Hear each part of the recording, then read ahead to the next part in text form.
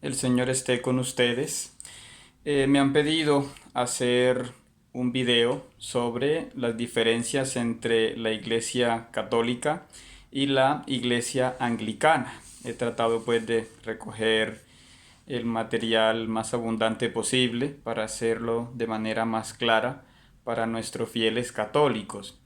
La Iglesia Anglicana y Episcopaliana es una federación de 47 provincias independientes con un presidente honorífico.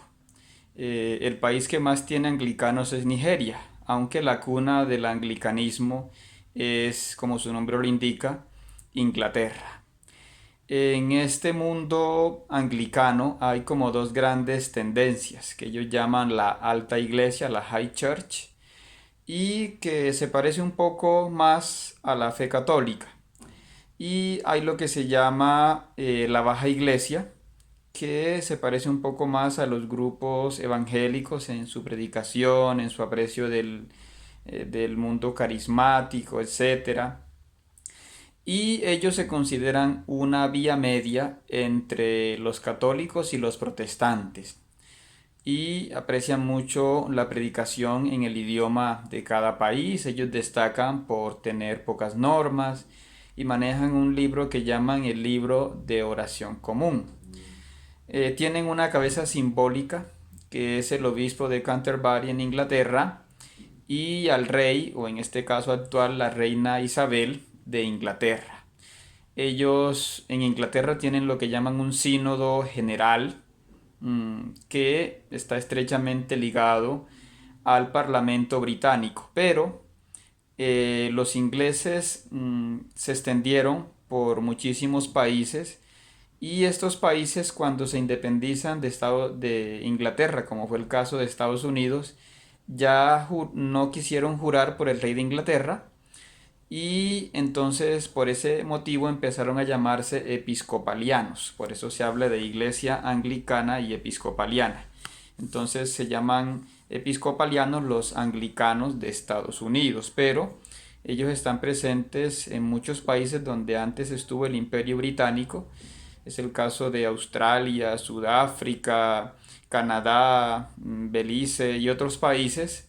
Entonces ellos allí funcionan como una federación, prácticamente funcionan como un país cada provincia, ¿no? Algo que no pasa en el mundo católico. Hemos escuchado ex católicos como Alberto Gutiérrez, que salía mucho en la televisión en Estados Unidos. Este ex sacerdote se hizo anglicano y las razones que él da es que le parecen los anglicanos más abiertos, porque además no se fija mucho en los dogmas, porque tienen los mismos sacramentos, porque mantienen una tradición y porque además los anglicanos se llaman a sí mismos católicos y reformados. Ya veremos por qué esto no es preciso. Asimismo, tenemos anglicanos que han pasado al mundo católico, como es el caso del famoso cardenal Newman. Y hay un video que se llama Regreso a casa, donde el padre Michael Johnston da su testimonio de cómo pasó del mundo anglicano, él era un diácono anglicano, pasó al mundo católico y hoy en día es un sacerdote católico. Él es sudafricano, pero se radicó en Inglaterra. La Iglesia Católica pues considera válido el bautismo anglicano porque es un bautismo en el nombre del Padre, del Hijo y del Espíritu Santo, pero cuando una persona quiere pasar a la Iglesia Católica pues se le hace como una catequesis, se le pregunta el catecismo y se le debe hacer un examen de teología, ¿no? El Papa Benedicto XVI pues autorizó el paso de sacerdotes y obispos anglicanos a la Iglesia Católica con la condición de que esos obispos, por ejemplo, pasan a ser sacerdotes dentro del mundo católico. ¿Por qué? Porque dentro de los anglicanos los sacerdotes y obispos pueden casarse, pero en la Iglesia Católica los obispos no pueden ser casados. Pueden ser casados los sacerdotes católicos que están dentro de los ritos orientales, los ritos maronita, el rito copto, el rito ortodoxo católico. Entonces ellos pasan, se mantienen su matrimonio, pero como sacerdotes, ya no como obispos en este caso. Una diferencia que hay entre la Iglesia Católica y la Anglicana es que sobre todo en lugares como Inglaterra, Canadá y Estados Unidos, los anglicanos bendicen las uniones homosexuales desde el 2005 y desde 1956 en Hong Kong tuvieron una ordenación sacerdotal de mujeres, pero las más famosas pues fueron sobre todo las ordenaciones de mujeres en Inglaterra en los años 90. Desde 1992 en Inglaterra admiten la ordenación episcopal de mujeres. La primera fue Libby Lane en 2015. Y en New Hampshire en Estados Unidos admitieron también la ordenación de un homosexual abiertamente homosexual. Y también han abierto el camino a la ordenación de personas transgénero, ¿sí? Esto lo explica también en una entrevista el reverendo Richard Acosta, que es un anglicano que dio esta entrevista, ¿no? Y otra diferencia con los católicos es que los anglicanos admiten el uso de anticonceptivos y entre ellos dogmas como la asunción de la Virgen es de libre aceptación. Pueden aceptarlo en una diócesis y en otras no. ¿Sí? En el tema del aborto ellos dicen que están de acuerdo con la Iglesia Católica. ¿Sí?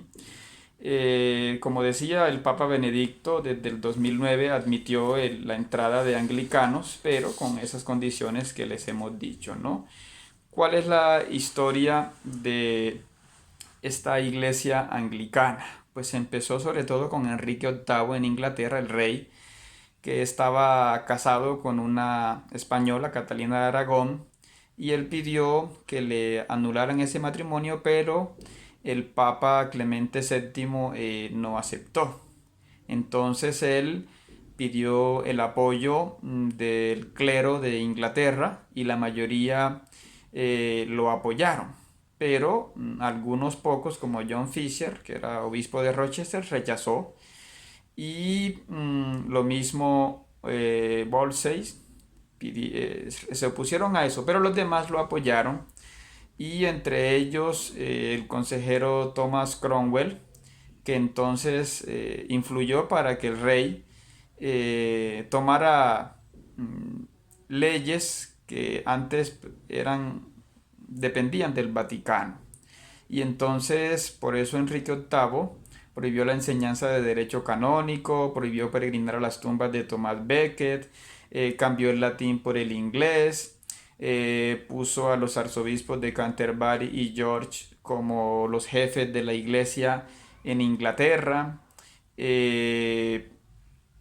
Entonces Enrique VIII cambió varios obispos, algunos impuestos que se pagaban a Roma ahora se le debían pagar al país, rechazó las censuras del Papa e impuso un juramento de fidelidad, es decir, que los sacerdotes debían jurarle obediencia al rey de Inglaterra y no al Papa.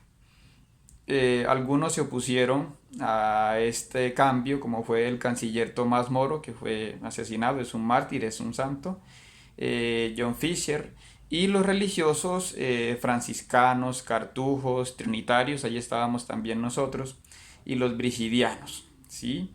Y por tanto, Enrique VIII pues confiscó las propiedades de la mayoría de los conventos y de los obispos o sacerdotes que se opusieran a las nuevas normas que sacaba Enrique VIII, ¿no? Hizo asesinar a John Fisher, a Tomás Moro, a John Haley, al cartujo John Houghton, a Robert Lawrence, a Augustine Webster, al monje brigidiano Richard Reynolds y a 56 personas más que fueron beatificadas por León XIII, ¿sí? En fin, muchos otros religiosos también fueron asesinados, ¿no? La gente no sintió mucho este cambio porque este cambio afectó sobre todo fue a los clérigos y a los frailes. Entonces la gente no le pareció muy diferente pasarse de católicos a anglicanos. Se hicieron entonces también las visitas para mirar la fidelidad al rey. Hubo saqueos e incendios de conventos. Se expulsaron a otros frailes, a otros los encarcelaron. Se suprimieron 70 conventos. En fin, se persiguió a los católicos que querían entrar también a Inglaterra. Y sobre todo en las universidades como la de Oxford se empezó a enseñar la teología anglicana, ¿no? Hubo religiosos que entonces se hicieron párrocos, en fin, hubo superiores que se hicieron obispos o decanos con tal de que se pasaran pues al mundo anglicano. Pero fue sobre todo la reina sucesora, hubo después una reina católica, María, que bueno, complicó un poco las cosas, pero la tercera sucesora de Enrique VIII fue Isabel I, que esta fue la que negoció muchas cosas con el mundo protestante y por eso desde entonces los anglicanos se consideran como en el punto medio, ¿no?